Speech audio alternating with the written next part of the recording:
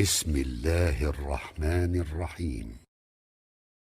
Mehbubumuz, Halıkımız, Malikimiz, hakiki dostumuz bolun, iyemiz bolun Allah Tebareke ve Teala'nın yağşı adlarının gurrunu Müslüman doğulları.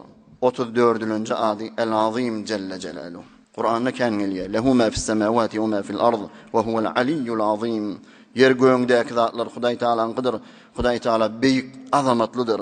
Ve la yauduhu hifzuhuma. Yer göğünü götürmek Huday Teala'nı yad etmeye. Ve huvel aliyyul azim. Huday Teala büyük azamatlıdır. Fesebbih bismi rabbikel azim. Ulu olun Hudayına tesbih et diye. Şunun için Peygamberimiz bize destur veriyor. Namaz okuyunuzdur rükuda. 3 gözük Subhane Rabbiyel azim. Subhane Rabbiyel azim. Subhane Rabbiyel azim deyin deyiptir. Hatta Peygamberimiz kaygı gussa düşenne şu duan ederdi. La ilahe illallahul azimul halim. La ilahe illallahu rabbul arşil azim. La ilahe illallahu rabbus semavati ve rabbul ardı ve rabbul arşil kerim. El azim diyen adı gelin aşağıda.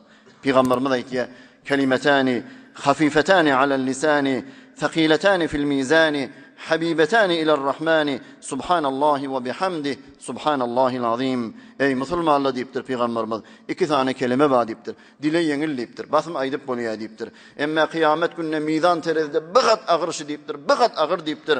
Huday Teala'nın da kavuryan kelimeleri subhanallahi ve bihamdi subhanallahil azim şunikan aydın deyiptir. Anlatacak da subhanallahi ve bihamdi subhanallahil azim. Dile yengil kıyamette mizan terazinde ağır Huday Teala'nın da kavuryan kelimeleri subhanallahil azim. Ya bir hadisin ayetiye men qala subhanallahil azim nebete lehu garsun fil cennet.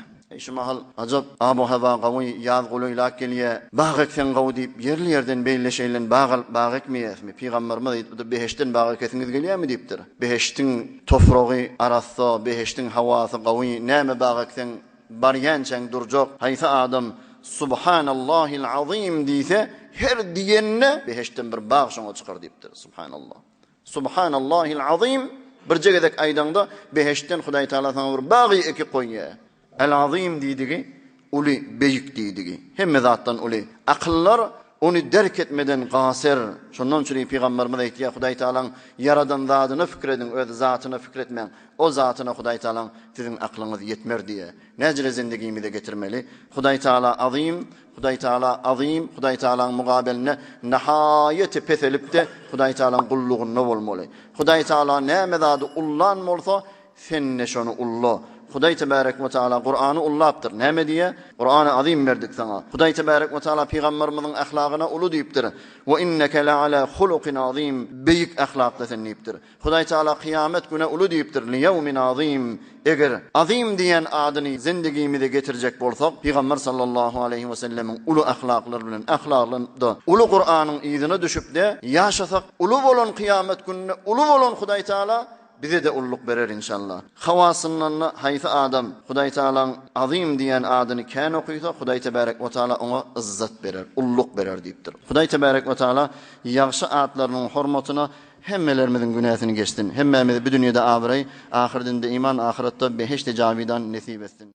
برای مشاهده ویدیوهای بیشتر به کانال یوتیوب سخنرانی های علمای ترکمن سر بزنید، مشترک بشید و منتشر کنید، اجر ببرید.